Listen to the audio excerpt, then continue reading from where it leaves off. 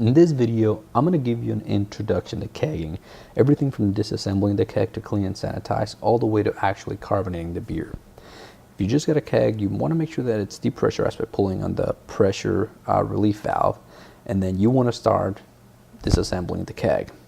Very simple, you pull on the lever, and as you can see, the pressure relief valve, all it does is that it allows air to escape the keg, and that's how you depressurize it. Now, this is the only, you don't have to clean 50 bottles, you only have to clean one vessel, so you want to make sure that you're thorough at it. Now the way that I like to do it, I use 2 wrenches for leverage, and you only need to use the wrenches until the locks are loose enough that you can unscrew it with your hand. Now that we're going to disassemble, here's a few things I want to point out so you can get to know your keg better. First of all, this is a ball lock keg. And as you can see, ball lock keg, what it does is it has a groove in the middle of the lock.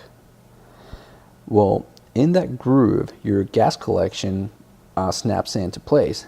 Now, if you can see your gas connection or your beer line connection, it has some bearing balls. Well, those bearing balls lock into that groove I just showed you. Now, when you disassemble your keg, you want to look for all of your O-rings. You can see the one at the top. You want to make sure that the inside is clean. The inside parts may also have O-rings, and those O-rings need to be intact in order for your keg to keep pressure. In order for your keg to work, the inside part has to have enough pressure pushing against the spring in order to keep a tight seal.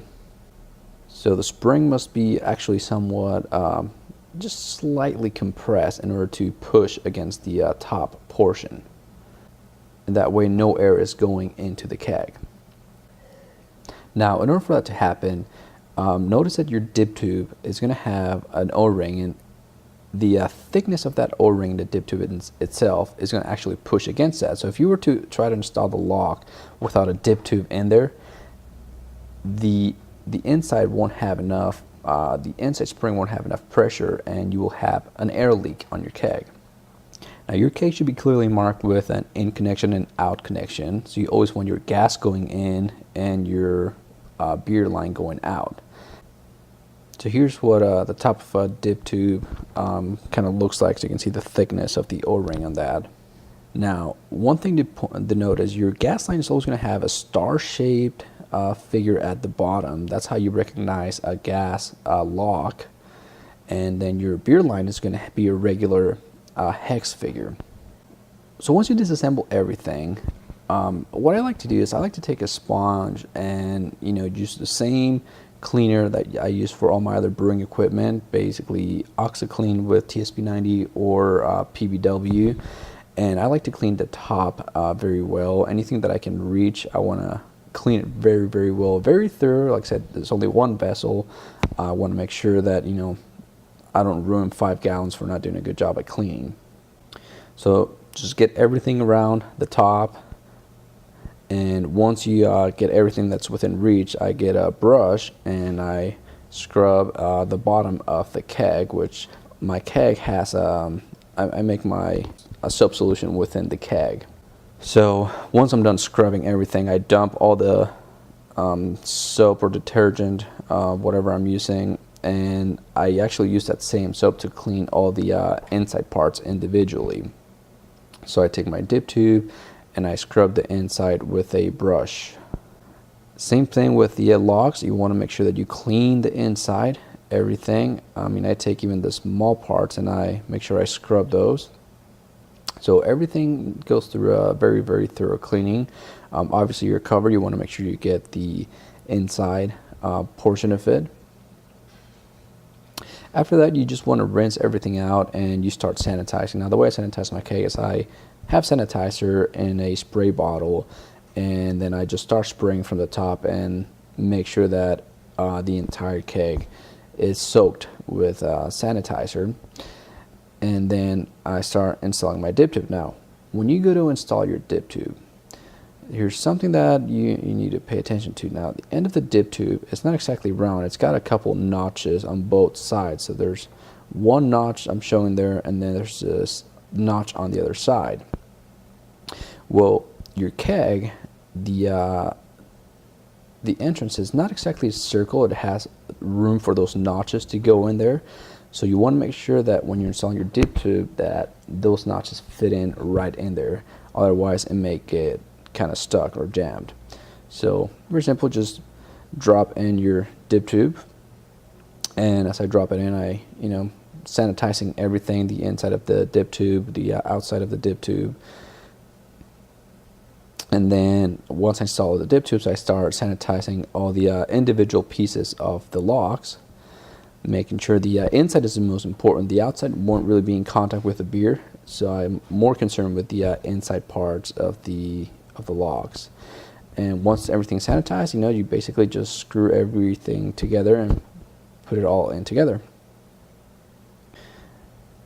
Now what I do is, my wrenches, I keep them clean and sanitized as well. And you don't want to tighten these up much.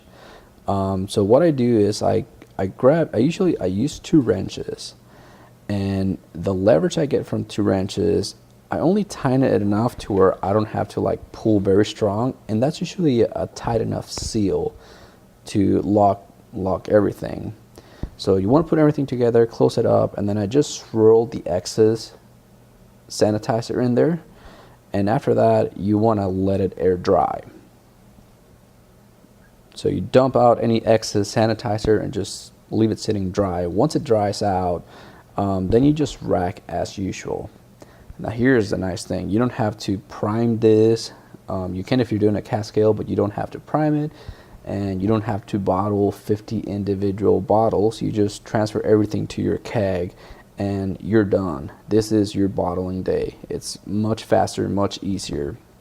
Once everything has been transferred, you shut your keg and it's time to carbonate. Now when you go to carbonate, I have a kegerator, and that helps me keep the temperature.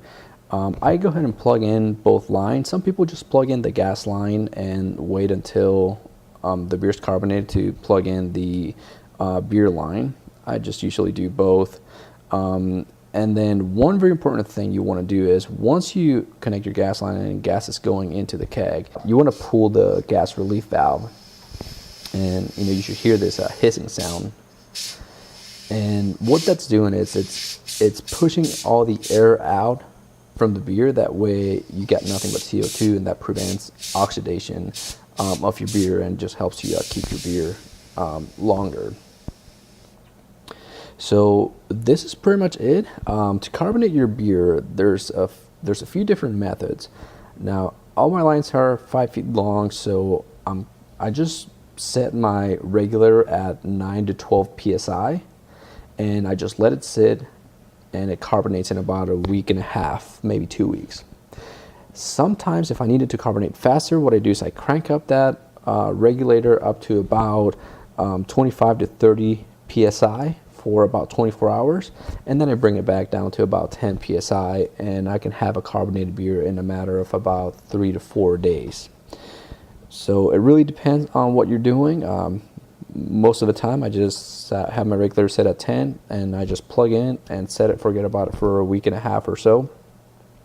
And that is pretty much it.